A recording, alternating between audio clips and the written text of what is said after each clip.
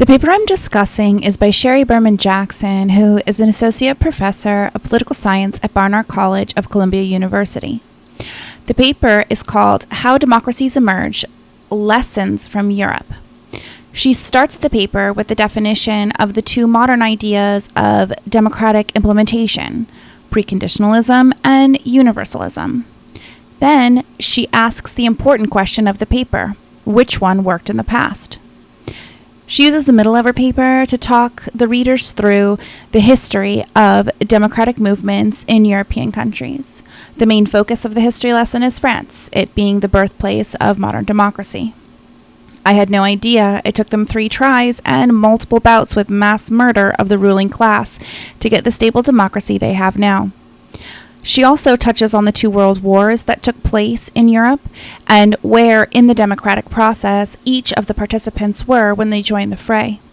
Using the ebb and flow of the democratic process in Europe, Professor Berman argues the answer to her question is neither the preconditional nor the universal path. Basically, historically, neither one worked out without violence and backslides into authoritarianism.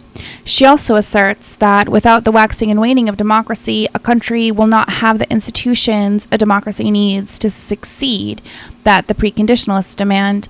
And deposing an authoritarian is easy, but democracy doesn't spring up in that vacuum like the universalists believe.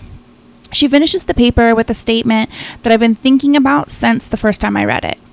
The sad truth is that in politics, as in economics, there is no free lunch.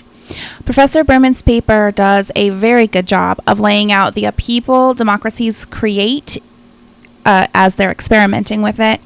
But the turmoil is worth it in the end because a stable democracy is best for the people who participate in it. My personal lesson from this paper is democracy by any means is not the answer, but we as a human race will not be free from conflict and violence until the world system is democracy. It will take years to get there and there will be more devastation, but the future can be better if the people work together to form a democratic world.